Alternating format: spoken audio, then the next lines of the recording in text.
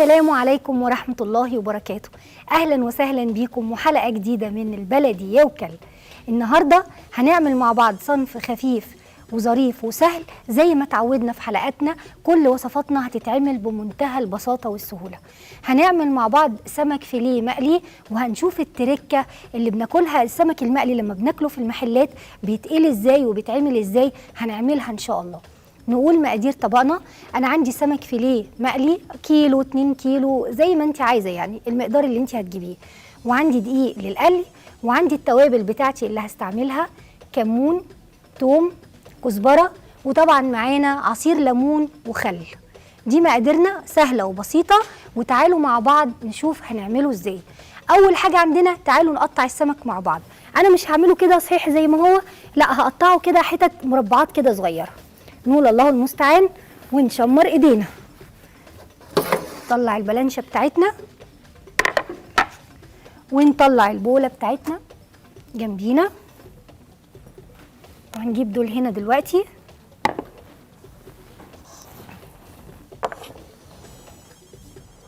لما نيجي نستعملهم ونجيب الجوانتي بتاعنا، واتفقنا ان احنا نلبس فرده واحده عشان الايد التانيه اقدر اشتغل بيها، اجيب بيها الحاجه اللي انا محتاجاها. ما تبقاش ايديا الاتنين مثلا ماسكين السمك او ماسكين الفراخ، واجي بعد كده عايزه اجيب حاجه اعمل حاجه مش هبقى عارفه.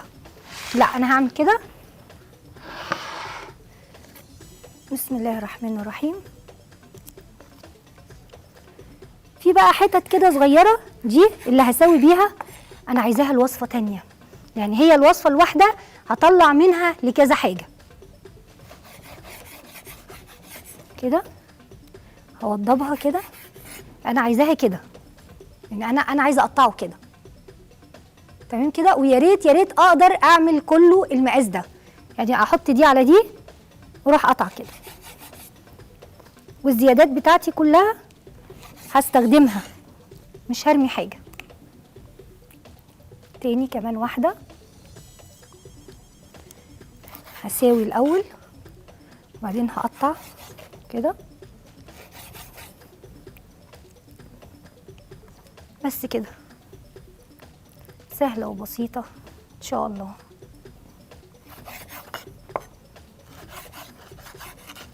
دي بقى انت ممكن بعد كده تلمي كل ده، لو ما عندكيش وصفه في نفس اليوم تحطي فيها الحاجات دي، ممكن تروحي لماهم كلهم حطاهم في كيس وشايلاهم في الفريزر ليوم تاني تعملي بيه حاجه تانيه. تعملي مثلا شوربه سي فود، تعملي برضو رز بالسي فود، تعملي طاجن فريك زي ما احنا هنعمل كده. قلتلك هنعمل ايه الوصفه الجايه، حطي فيه الحاجات دي كلها كده تبقى جميله، وكأنك جايبه كتير وعامله بيه كذا حاجه. بس كده. ناخد دي كمان، متهيألي كفايه علينا كده. هساوي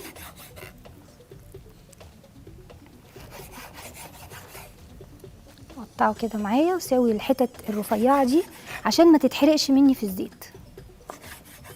طراطيف كده الرفيعه دي بس كده.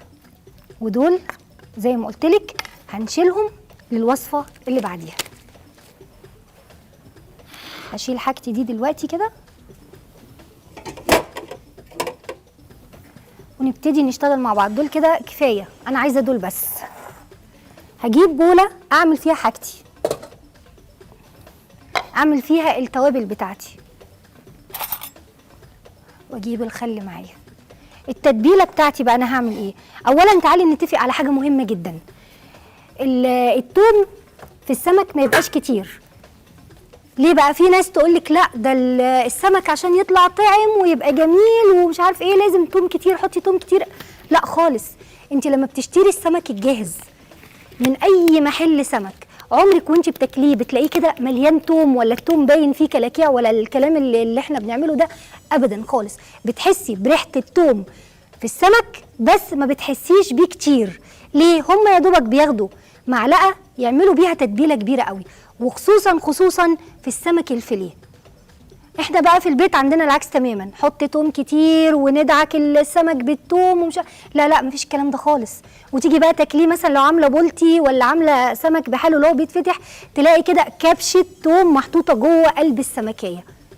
وممكن بقى كمان الزيت وانت بتقلي ما يطولهاش، ما يدخلش جوه، تلاقي التوم ني. لو نفس السمكه بتشتريها جاهزه عمرك ما هتلاقي فيها كده ابدا. ليه بقى؟ هو بيتبلها من بره ومن جوه بالتتبيله كلها مش بالثوم بس. فاحنا ده اللي احنا هنعمله. هناخد شويه توم صغيرين، بصي اهو بس كده، واحط عليهم كمون،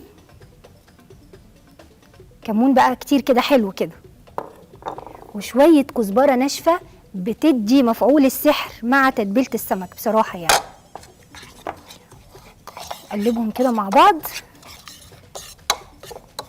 طبعا ريحه الكمون طلعت على طول يعني. وهنزل عليهم بعصير الليمون.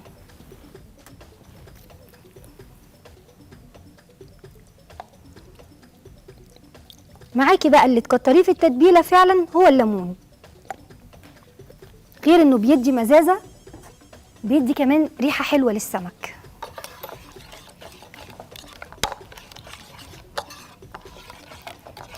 والمكون السحري معانا في تتبيله السمك اي نوع سمك مش شرط الفيليه، شويه خل هيضيعوا اي ريحه موجوده، وكمان هيديله قرمشه في الخلطه بتاعته. بس كده قلبهم مع بعض. في حاجه مهمه ما حطيناهاش نسيناها، الملح، بس ان شاء الله يعني ملحوقه. حط شويه ملح كده حلوين، مش هنكتر عن كده. قبل ما احط ايدي في السمك اولع الزيت بتاعي.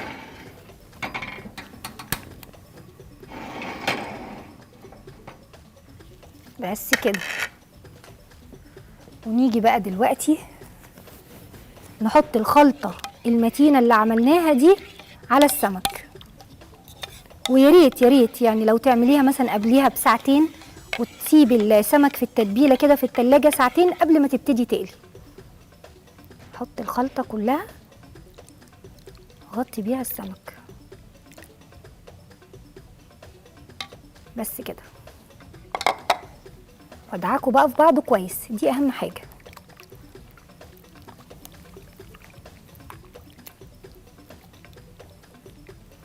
كله كده، ما سيبش حته فيه غير لما تكون كلها شاربه من التتبيله.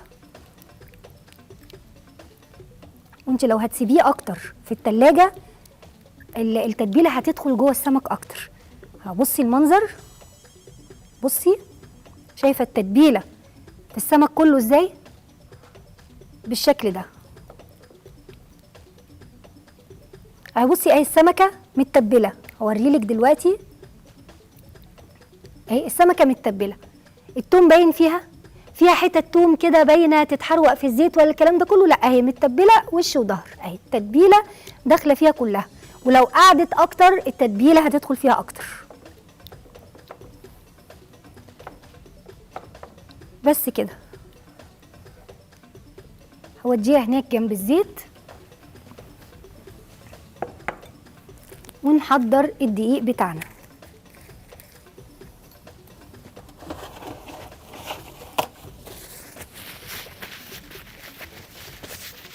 ادي الدقيق اللي هنقلي بيه، وهنجيب بولتين وهقولك ليه دلوقتي. هننزل الدقيق في بوله منهم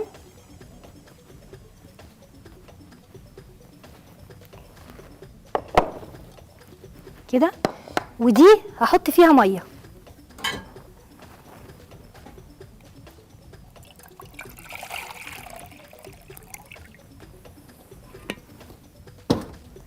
وهاخدهم معايا هناك عند الزيت.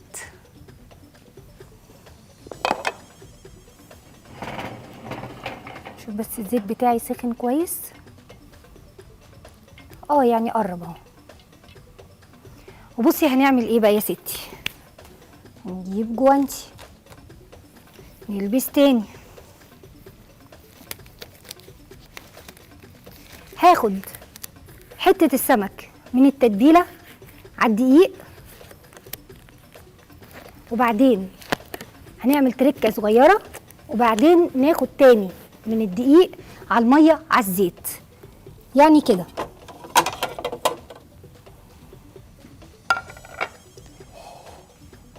هاخد الاول كده، هقلب واحاول اخد من اللي تحت من التتبيله كده على الدقيق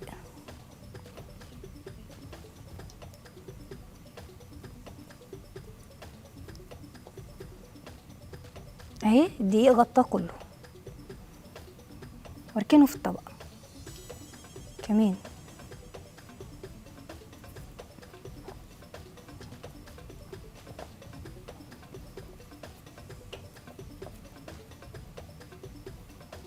جنبه كده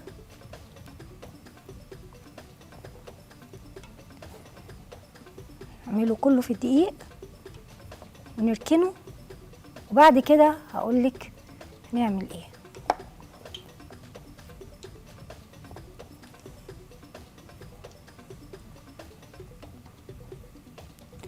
طيب انا هعمله كله في الدقيق وهركنه، مش هعمل فيه اي حاجه خالص غير لما تطلعوا الفاصل وترجعوا لي بسلامه الله.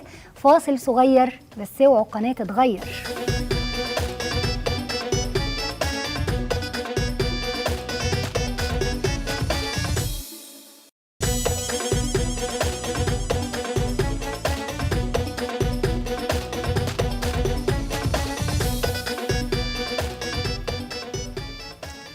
اهلا وسهلا بيكم بعد الفاصل. انا حطيت السمك في الدقيق وسبته لغايه ما ترجعوا لي بالسلامه واوريكم هنعمل ايه. انا لما سبت السمك في الدقيق بيعرق. يعني ايه بيعرق؟ بيشرب الدقيق والميه اللي فيه كده كلها بتطلع. طب انا عايزه اعمل عليه طبقه حلوه كده مقرمشه زي السمك كده اللي بشتريه من بره. اعمل ايه؟ بعد ما يعرق ارجع تاني اروح واخداه حطاه في الدقيق تاني كده، اغطيه تاني بالدقيق كله. دي بقى اللي هتعمل لي الطبقة المقرمشة الجميلة بتاعت السمك. غطيه كويس قوي، ده لازم، يعني دي اهم حاجة اهي. بصي لون دي من دي، يعني دي اللي اتعملت مرتين في الدقيق، دي اللي هي مرة واحدة اللي عرقت في الدقيق. بصي المنظر، شايفه دي طبقه الدقيق باينه عليها خالص ازاي، ودي الدقيق خلاص اتشرب. فعشان كده انا برجع اعمل تاني التركه دي او الحركه دي اهي، كله كده عشان لما نقلي نروح قالين بقى كله مره واحده. طبعا الفرق واضح جدا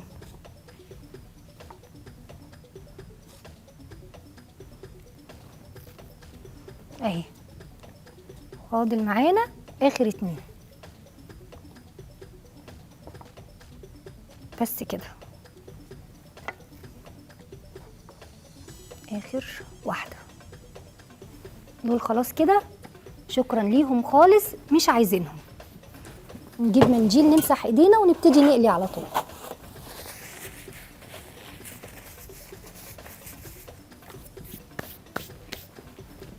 الزيت بقى في الفاصل لقيته سخن، فايه بعدته عن النار شويه لغايه ما ترجعوا لي، نرجع نحطه تاني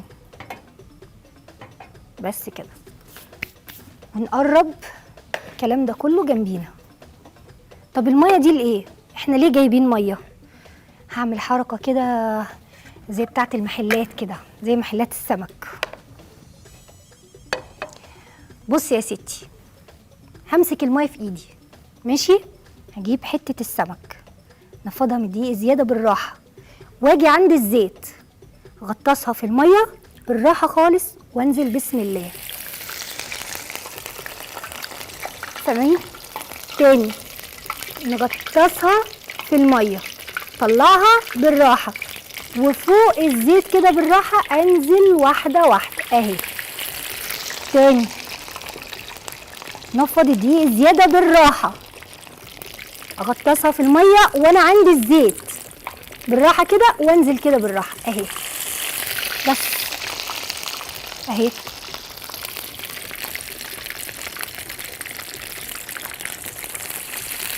بس كده. نحط تاني، نحط تاني، وبعد كده نجيب شوكة ونوسع. بس كده. نجيب منديل نمسح ايدينا عشان نعرف نتحرك.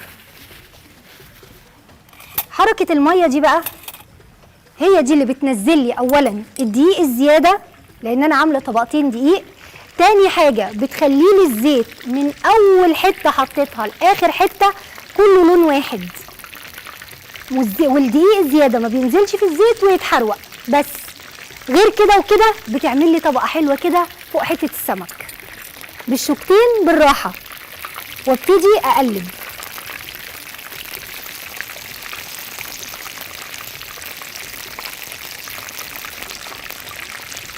بالراحة خالص، ولو عادي لازقة في بعضيها انا بسلكها كده بالراحة اهي.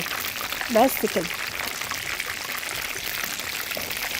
يفضل عندك الزيت نضيف، وطبعا طول ما الزيت نضيف كل ما الحاجة السمك اللي انت قلياه فيه مفيش مثلا ايه الدور الثالث كده ولا الدور الرابع من القلي يغمق، حاجات كده تبقى لازقه عليه كده شكلها مش ظريف، وتقعدي بقى تجيبي مصفى وتقعدي تصفي في الزيت والكلام ده كله، لا خالص. نجيب ده اللي هنطلع فيه. تهيألي كده محتاجين نحط كمان واحده تاني. نعمل الحركه بتاعتنا سر مهنتنا تاني اهي. الميه بالراحه صفيها كده اهي. في ناس بقى لو انت بس مجرد وانت بتحكي لهم على الحركه دي يقول لك يا خبر ابيض ميه والزيت سخن والدنيا هتطرطش. طب ما احنا عملنا اهو، ملينا الطاسه بسم الله ما شاء الله سمك، ولا طرطشت علينا ولا جرح. بهدوء بالراحه نشتغل بالراحه. بس كده. كمان السمك هيطلع لي لونه فاتح كده وجميل برضو بسبب الحركه دي. الحركه دي مهمه جدا. طيب يا ترى الحركه دي في السمك الفيليه بس؟ لا، في اي نوع سمك بتعمليه. بولتي ماشي، مكرونه، بربوني بلدي كده حلو، ولا مكرونه بلدي بقى كده ايه حاجه بجد. السمك ده يعني ملوش مثال بجد. وطبعا مهم جدا، الدكاتره دايما تقولك لازم على الاقل مره او مرتين في الاسبوع اكله سمك اساسي، عشان العناصر الغذائيه المهمه جدا اللي موجوده فيه والاوميجا 3. الريحه بقى طالعه جميله. فتحنا محل سمك. ممكن برضو نحط حته هنا، كل ما بيبتدي يستوي كل ما الحته بتلم فبتوسع لي مكان.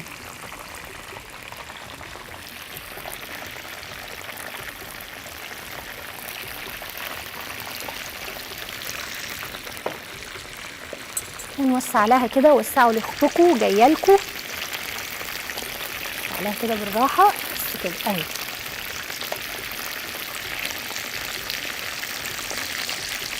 اهو منتهى السهوله والبساطه. تعالوا بقى واحنا شغالين كده على ما السمك بتاعنا الجميل ده يتقلي نقول مقادير طبقنا الحلو اللي جاي.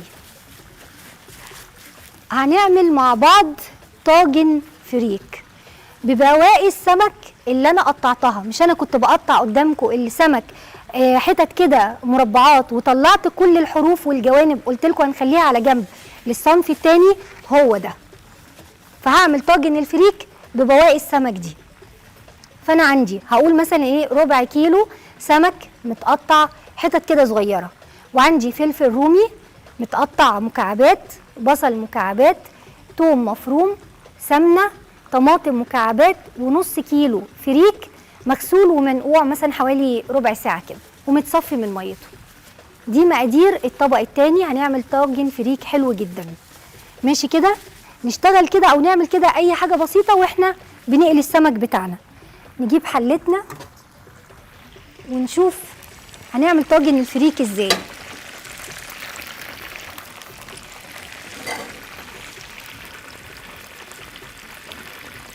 شيل كده بس كده. النار بتاعتنا الجميله نحط الحله عليها. طاجن الفريك ده سهل جدا جدا تركيبه على بعضه، مش هياخد اي حاجه، بس في نفس الوقت كده هيبقى مع وجبه السمك بتاعتي دي جميل. يعني عامله سمك فيليه مقلي، عامله طاجن فريك برضه بقيه السمك الفيليه، وهنعمل بقى صنف ثالث بس هقول لكم عليه في وقته برضه كده يمشي مع الاكله بتاعتنا ان شاء الله.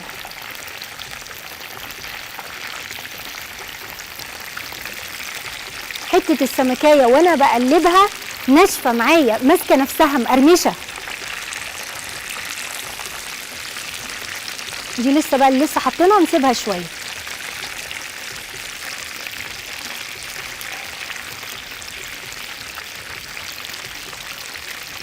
بس كده. نجيب مقادير طاجن الفريك جنبينا عشان نشتغل فيه واحنا بنقلي. نجيب السمنه والبصل دول اللي هحتاجهم اولا. نجيب التوم كمان، ده الشرايحين جايين. نحط معلقه السمنه في الحله.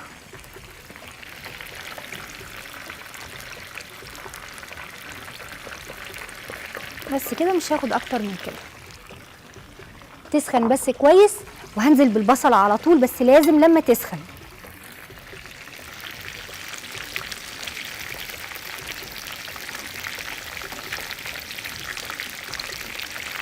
زي ما انتم شايفين بفضل اقلب فيه علشان الوش والظهر كلهم يبقى لونهم زي بعض، مفيش مثلا الوش غمق كده عن الظهر، لا يبقى الاتنين واخدين لون واحد. لسه شويه.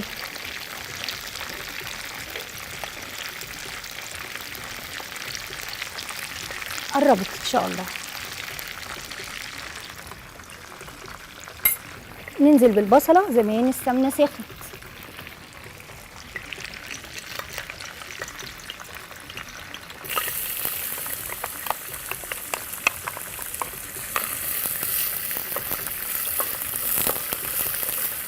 نقلب كده البصله في السمنه. طيب يا احلى مشاهدين، هنطلع فاصل صغير بس اوعوا المحطه تتغير.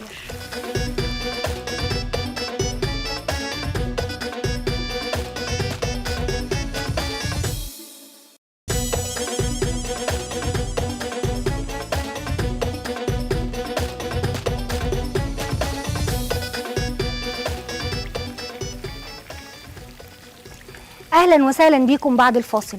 انا بقلي في السمك اهوت، واول ما احمر قلت مش هطلعه غير لما ترجعوا بالسلامه ان شاء الله. اهو احمر معايا، نطلعه مع بعض عشان كمان اوريكم قد ايه السمكايه ماسكه نفسها وقد ايه مقرمشه وجميله، بسبب الحركتين اللي عملناهم. اول حاجه ان احنا بعد ما حطينا السمك في الدقيق سيبناه شويه عرق في الدقيق، وبعد كده رجعنا حطيناه في الدقيق تاني، اسمها دققناه. دققناه يعني حطيناه في الدقيق، دفناه كده في الدقيق، وبعد كده رحنا واخدينه من الدقيق على شويه ميه معانا عند الزيت، واحط بالراحه حته حته في الميه، واروح واخداها على طول من الميه على الزيت بهدوء. بس كده. بصي ما شاء الله حته السمك ماسكه نفسها ازاي، بصي حته السمك عامله ازاي اهي. بس كده. هنشيل بقى الزيت بتاعنا ده بعيد كده اهو، ونجيب حله البصل. لو تفتكروا احنا بنعمل دلوقتي طاجن فريك، كل اللي عملناه فيه ان احنا حطينا السمنه في الحله وحطينا معلقه البصل عليها بس كده، وقلت هكمل لما ترجعوا لي من الفاصل ان شاء الله. بس نرص بقى السمك بتاعنا الجميل ده عشان نقدمه بطريقه لذيذه وشهيه تفتح النفس.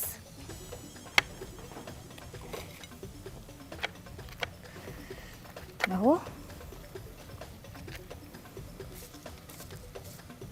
ان شاء الله الطريقه دي تعجبكم.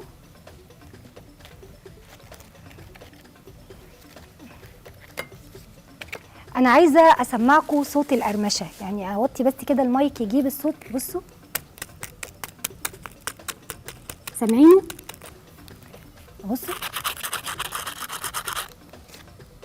صوت القرمشه الجميل ده. بس كده. شيل ده واتفضلوا بالهنا والشفا. اول طبق جهز معانا النهارده السمك المقرمش المتين بتاعنا.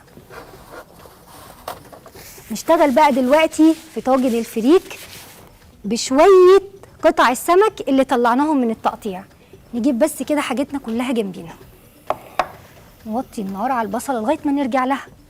نجيب بس المقادير ونروح لها تاني. السمنه بتاعي احنا خلاص مش هنستعملها، بس برضو نجيبها هنا. طيب البصله اهي نص تحميره، هنزل على طول بقطع السمك بتاعتي.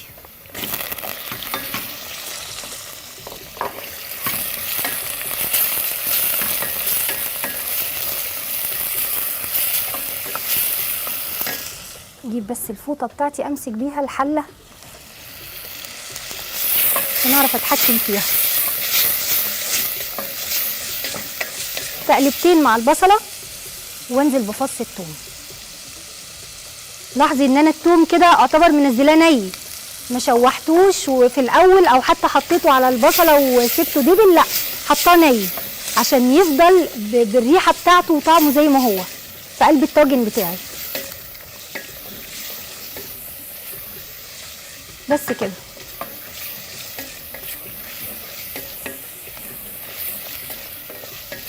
تقليبه حلوه كده جميله.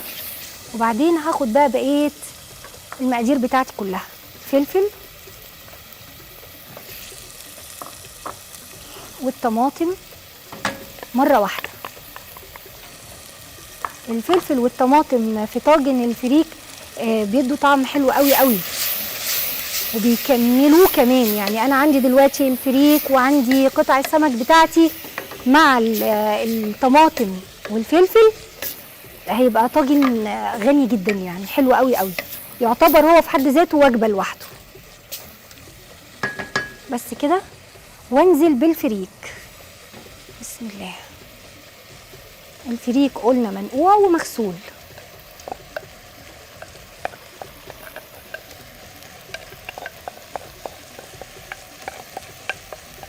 لو انتي ما بتحبيش الفريك، يعني في ناس كتير بتفضل الرز عن الفريك، تمام، نفس الحكايه ونفس الخطوات اللي عملناها كلها. هتشوحي برضو البصله الاول وبعدين تنزلي بقطع السمك، ولو عندك حتت جمبري ماشي، اي حاجه موجوده عندك. تقليبه كده. وبعدين حطينا الفلفل والطماطم وحطينا فص الثوم المفروم الني، وبعدين نزلنا بالفريك ونشوح فيه كده كويس قوي، ونجيب الميه بتاعتنا عشان نسقيها بيها. نخليها كده جنبنا، نقعد بس نشوح فيه كده شويه كويسين يعني. والاكله دي تعتبر من الاكلات اللي في العزايم حلوه جدا. طاجن الفريك بالسي فود والسمك الفيليه المقلي، وشيك وكمان سهله مش هتتعبك. بس كده. انزل بقى ايه، ما حطيناش الملح، مش تفكروني. نحط الملح بتاعنا شويه حلوين كده.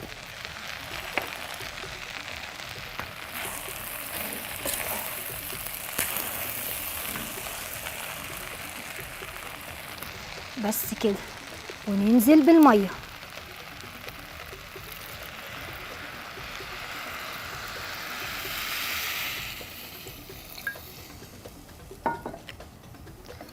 والميه بتاعتي مش بتبقى قد مقدار ميه الرز. يعني الرز احنا بنقول مثلا لو كوبايتين رز بنحط كوبايتين ميه، الفريك لا. يعني هقول مثلا لو كوبايتين فريك هحط كوبايه ونص ميه، لازم بتبقى اقل شويه من الفريك. تمام كده. بصوا ما شاء الله شكله عامل ازاي، بجد شكله خطير ما شاء الله يعني. نشيل بقى الحاجات دي اللي احنا مش محتاجينها، لان انا دايما بحب اروق مكاني.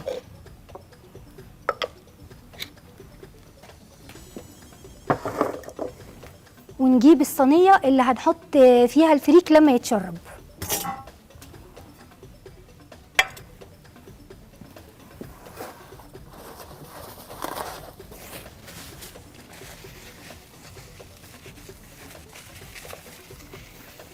نضيفها كده كويس قوي.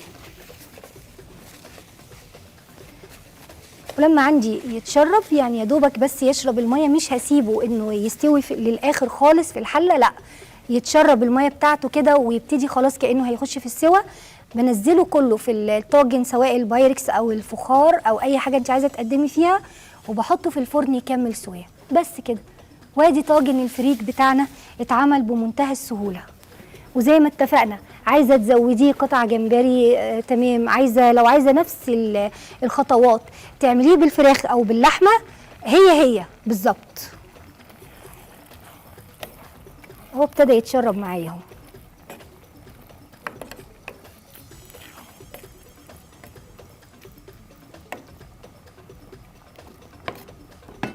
نجيب بقى معلقه وندوق بس الملح بتاعه عشان يطلع معايا مظبوط ان شاء الله.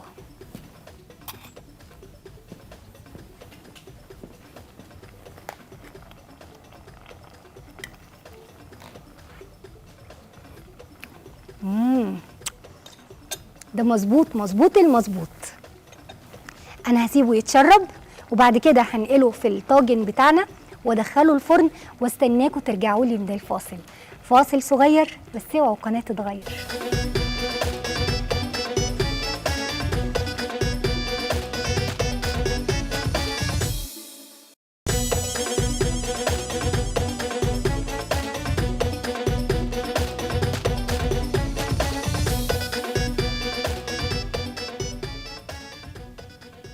اهلا وسهلا بيكم بعد الفاصل. الفريك عندي اتشرب في الحله وحطيته في البايركس وحطيته في الفرن، كمل سواه زي ما اتفقنا وقدمته لكم بالهنا والشفا. احنا في الفاصل اللي فات عملنا الفريك بقطع الفراخ اللي طلعناها من السمك واحنا بنقطعه، يعني كده تحايلنا عملنا صنفين من من حاجه واحده، من السمك الفيليه. قطعنا السمك الفيليه وتبلناه مع بعض وعملنا التريكات بتاعه القلي بتاعته السهله البسيطه جدا، وطلع مقرمش وحاجه ما شاء الله يعني بالهنا والشفا. وعملنا طاجن الفريك بالحاجات اللي طلعت منه. ودلوقتي اخر صنف معانا يليق بقى مع الحاجات الجميله بتاعتنا دي، هنعمل طاجن ملوخيه بالجمبري. تمام كده؟ يبقى احنا استخدمنا السمك الفيليه وهنعمل كمان ملوخيه بالجمبري معانا. نشوف مقاديرها الاول مع بعض. انا عندي نص كيلو ملوخيه متخرطه، ماشي، نجيبهم بس كده جنبنا. وعندي يعني جمبري واحدتين 3 4 اللي موجود عندك في الفريزر، يعني مش مشكله. وعندي بطاطس بصل متقطع مكعبات، وسمنه، وتوم مفروم، وكزبره، وطبعا صديقنا الملح معانا على طول. ونبتدي على طول نركب الحاجات دي على بعض ونطلع احلى طاجن ملوخيه بالجمبري. اول حاجه هعملها ايه؟ هحط الاول حله على النار اشوح فيها الجمبري. نولع بوتاجازنا المتين، ولعتنا الجميله، بسم الله. ايوه كده. ونجيب بقى مقاديرنا كلها جنبنا عشان ما تفضلش رايحين جايين.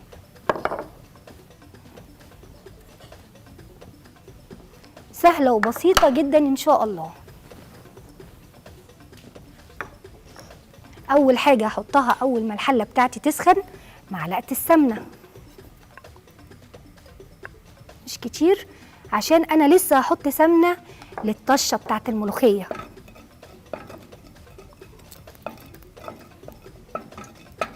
السمنه كده تسخن مع الحله بتاعتي وانزل على طول بالبصله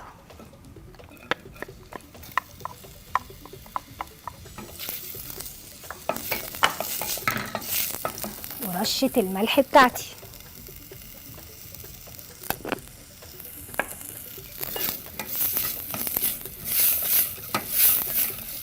يا دوبك بس تقليبه كده في السمنه، يا دوبك بس البصله بتاعتي تطرى بس، ما تتبلش ولا تاخد لون، عشان بيبقى طعمها حلو جدا جدا في الملوخيه كده وهي باينه مع الجمبري كده صحيحه كده.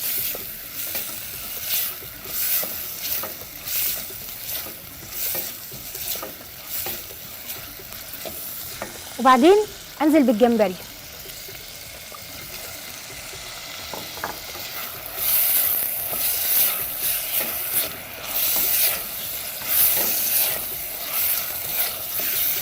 تقليبه كده مع البصله، مش تشويحه كامله ولا بسويه، لان انا لسه هحط عليه شوربه او ميه اللي موجود عندك هيكمل سواه فيها. وهنزل بفص الثوم الني مش متشوح مع حاجه.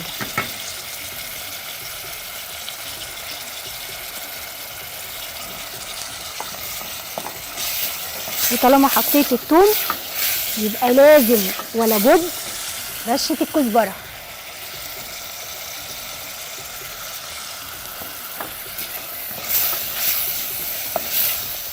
تقليبه كده. وبعدين بقى لو عندك شوربه تنزلي بالشوربه، ما عندكيش تنزلي بالميه عادي، مفيش اي مشاكل خالص.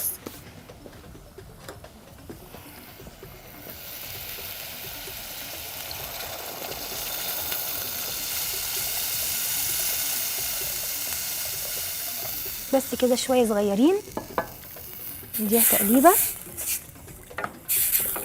ونزود بقى كمان شويه ملح علشان الشوربه بتاعتي كده يبقى ليها طعم حلو.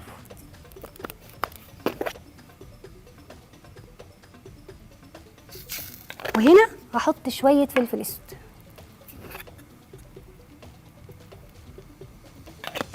بس كده كده بقت الشوربه بتاعتي جاهزه اللي هعمل فيها الملوخيه.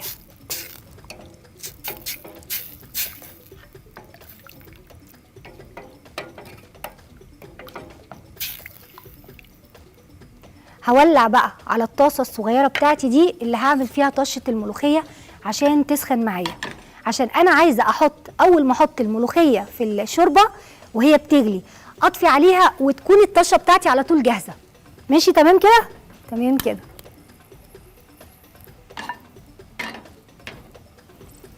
شفتوا الطاسه بتاعتي المحندقه الجميله الصغيره دي؟ شكلها حلو قوي، اصلا شكلها عاجبني قوي.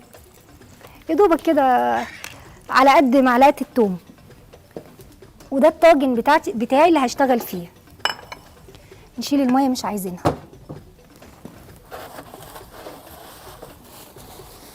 نجيب كده منديل ننضف بيه الطاجن. بس كده ونجهزه هنا معانا. نجيب مضرب ونشوف الشوربه بتاعتنا اخبارها ايه. الشوربه هي بتغلي تمام التمام زي الفل، وريحه الجمبري طالعه ايه ما شاء الله جميله. ننزل بالملوخيه والشوربه بتاعتنا بتغلي. نعلي بس النار شويه عشان تغلي قوي. ماشي كده مع بعض واحده واحده. ادي الشوربه بتغلي بالتحابيش بتاعتها اللي عملناه، وننزل بالملوخيه. بسم الله. هنا بقى على طول هطفي النار واشتغل بالمضرب. انا مش عايزه الملوخيه تغلي، نزلتها يا دوبك في الشوربه بتغلي وطفيت عليها النار على طول. بس كده ما شاء الله جميله وزي الفل. نشوف بقى الطشه بتاعتنا.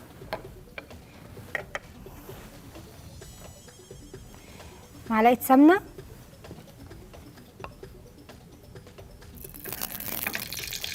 الطاسه سخنت.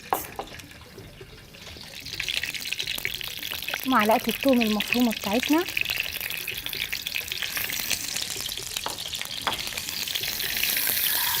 واخدها بعيد عشان زي ما اتفقنا مش عايزين الثوم لونه يغمق. ورشه كزبره متينه حلوه كده.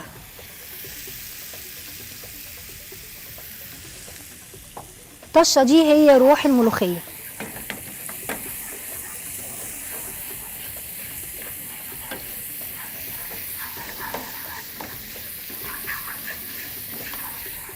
تاني لو تاخدوا بالكم كل شويه بديها سخونيه على النار واخدها بعيد، بديها سخونيه على النار واخدها بعيد عشان الثوم ما يتلسعش ولا يتحرق معايا.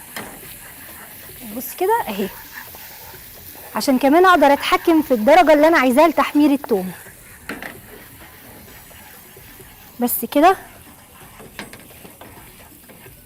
تسخن قوي، وبعدين اطفي النار وانزل عليها. بسم الله بسم الله.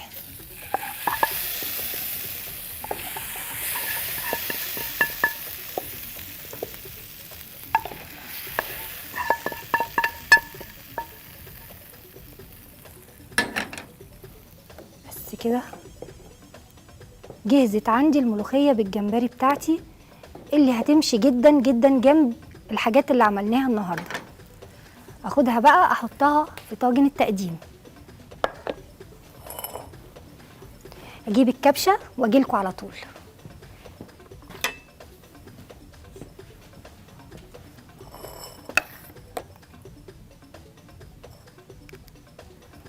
او اقول لكم نعمل حركه تغيير. بصراحه يعني بصراحه حركه التغيير دي مش من عندي، دي من عند المخرج، هو اللي قال لي.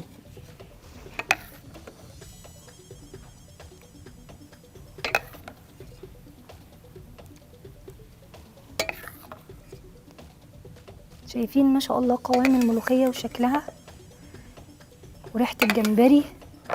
الاكله دي اصلا سويسي اصلي.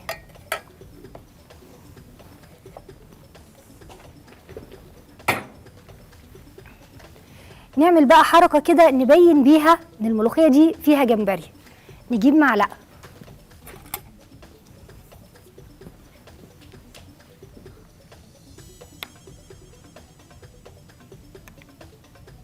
حاول كده خلي الجمبري يبقى على الوش.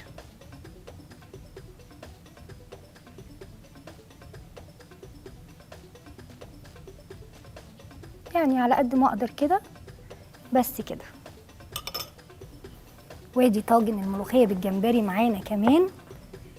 ونقول بسرعه كده عملنا ايه النهارده. نشيل حاجتنا دي بس كده. عملنا السمك الفيليه، تبلناه بالثوم والخل والليمون والكزبره والكمون، ونزلنا بالتتبيله دي كلها عليه، واتفقنا ان احنا ما نزودش الثوم، يا دوبك بناخد ريحه الثوم بس في تتبيله السمك. وحطيناه في الدقيق وركناه شويه لغايه ما عرق في الدقيق، وحسينا كده ان طبقه الدقيق اللي عليه ابتدت تروح. رجعنا تاني حطيناه في الدقيق تاني زي ما محلات السمك بتقول، دققناه يعني دفناه في الدقيق. وبعد كده خدناه من الدقيق الطبقه التانيه على الميه على الزيت على طول. طاجن الفريك، شوحنا البصله مع قطع السمك اللي طلعت معانا، وحطينا فص الثوم الني ورشه كزبره، ونزلنا بالطماطم والفلفل المكعبات، وبعد كده نزلنا بالفريك المنقوع، شوحنا كله في بعضه، حطينا الميه، اتشرب الميه، حطيته على طول في الطاجن بتاعي وحطيته في الفرن كمل سواه. وادي الملوخيه بالجمبري لسه عاملينها مع بعض اهي وريحتها طالعه وجميله. اتمنى ان شاء الله باذن الله ان وصفات النهارده تكون عجبتكم. اشوفكم باذن الله في حلقه جديده ووصفات احلى واحلى في رعايه الله.